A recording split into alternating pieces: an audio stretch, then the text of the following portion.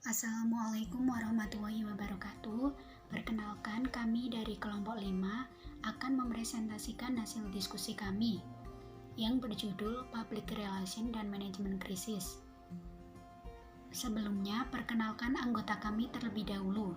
Saya Mila Mardiana, NIM 41190008, dan teman saya Asi Maisaroh, NIM 41190010, Miftahul Jannah, NIM 411916, dan Hanifah Zahra, NIM 411919. Selanjutnya, akan saya jelaskan mengenai definisi krisis.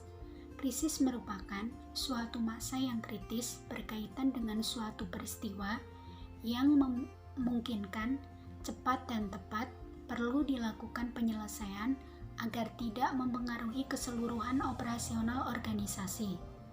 Pengambilan keputusan pasti memerlukan pemrosesan informasi, langkah tepat dan cepat untuk meminimalkan akibat yang tidak diinginkan. Sebuah krisis cenderung menjadi sebuah situasi yang menghasilkan efek negatif yang mempengaruhi organisasi dan publiknya, produknya, serta reputasinya. Selanjutnya akan dijelaskan oleh teman saya. Baik, saya Asi Maisaroh. Di sini saya akan melanjutkan penjelasan dari rekan saya mengenai karakteristik krisis. Karakteristik krisis itu meliputi yaitu 1. Peristiwa yang spesifik atau specific event. Yang kedua yaitu krisis bersifat tidak diharapkan dan dapat terjadi setiap saat. Yang ketiga, krisis itu menciptakan ketidakpastian informasi. Yang keempat, menimbulkan kepanikan. Yang kelima, menimbulkan dampak bagi operasional organisasi. Dan yang terakhir yaitu menimbulkan konflik. Baik, kemudian di sini saya akan melanjutkan lagi. Ada jenis-jenis krisis.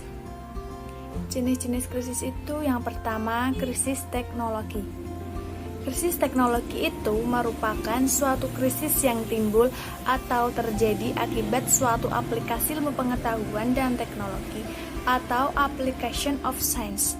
Bencana teknologi ini biasanya terjadi apabila ada suatu kesalahan pada satu sistem yang mengakibatkan gangguan pada sistem lain, sehingga merusak keseluruhan pada teknologi itu sendiri. Kemudian ada krisis konfrontasi. Krisis konfrontasi ini terjadi ketika ada suatu usaha perlawanan oleh individu atau beberapa individu kepada suatu pemerintah dan atau kepada berbagai kelompok untuk kepentingan guna untuk memenuhi tuntutan dan harapan mereka. Kemudian ada krisis malevolence. Krisis malevolence ini sering dikenal dengan kedengkian.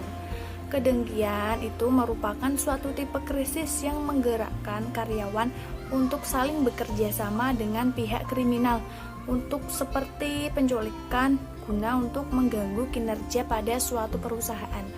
Kemudian ada manajemen krisis atau krisis manajemen. Itu merupakan suatu proses yang membahas organisasi dengan sebuah peristiwa besar yang mengancam atau merugikan suatu organisasi, pemangku kepentingan, atau masyarakat umum. Kemudian ada krisis bencana alam atau krisis alam. Itu yang sering terjadi, yang sering dianggap sebagai tindakan dan kehendak Tuhan. The act of God itu merupakan suatu fenomena lingkungan seperti gempa bumi, letusan gunung berapi, tornado, badai, banjir, tanah longsor, tsunami, atau yang mengancam kehidupan harta dan lingkungan itu sendiri. Dan yang terakhir yaitu ada krisis produk. Terima kasih. Selanjutnya, saya Miftahul Jannah akan menjelaskan cara mengatasi krisis. Manajemen risiko dalam komunikasi berupaya mengetahui dan mengelola early warning signs, yaitu deteksi dini tanda-tanda kemungkinan bisa terjadi krisis sehingga komunikasi dapat dikelola secara efektif dan efisien.